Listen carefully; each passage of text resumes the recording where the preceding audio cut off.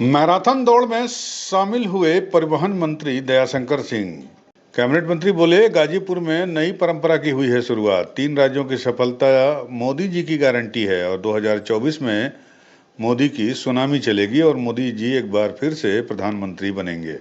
राम सबके हैं। विपक्षी दल कल तक राम को नकारते थे, अब राम मंदिर में पूजा करने जाते हैं, तो सबका स्वागत है।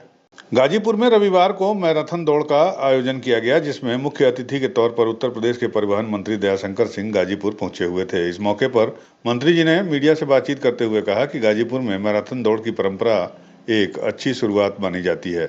उन्होंने 3 राज्यों में भाजपा की सरकार बनाए जाने को मोदी की गारंटी बताया और कहा कि जनता ने मोदी की गारंटी को मंजूर किया है और आगामी लोकसभा चुनाव में सुनामी बहेगी मोदी की और मोदी जी के नेतृत्व में एक बार फिर से भारतीय जनता पार्टी की ही सरकार बनेगी।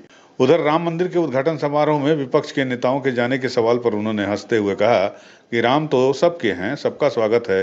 कल तक जो राम मंदिर का विरोध करते थे, अगर वो भी वहां पहुंचेंगे तो उनका स्वागत है। राम मंदिर 500 सालों के संघर्ष की जीत का प्रतीक है। उधर अफजाल अंसारी के बारे में पूछे जाने पर अफजाल अंसारी की सदस्यता बहाल होने और फिर गाजीपुर चुनाव लड़ने की बात पूछे जाने पर गाजीपुर से लोकसभा का भारतीय जनता पार्टी का प्रत्याशी कौन होगा, इस सवाल के जवाब पर बोले कि भाई, इसका फैसला तो मोदी जी या केंद्रीय नेतृत्व ही करेगा, लेकिन कोई भी लड़े जीतेगा यहाँ से कमल का फूल ही। उन्होंने गाजीपुर की रोडवेज बस अड्डे से निकलने वाली रोडवेज बस अड्डे से होने वाले जाम पर अनभिज्ञता जताते हुए कहा कि इसकी जानकारी हमें नहीं है, मैं सर्वे कराऊंगा और अगर जरूरत पड़ी तो प्रदेश के जिले में एक बस अड्डा हवाई अड्डे के जैसा बनाया जाएगा और यहाँ भी बनवाऊंगा मैं।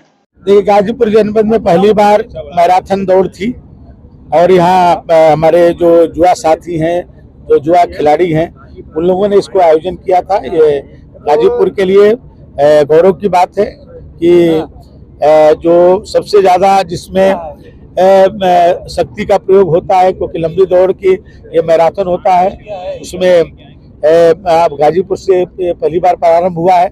हजारों इसमें हमारे खिलाड़ियों ने भाग लिया है।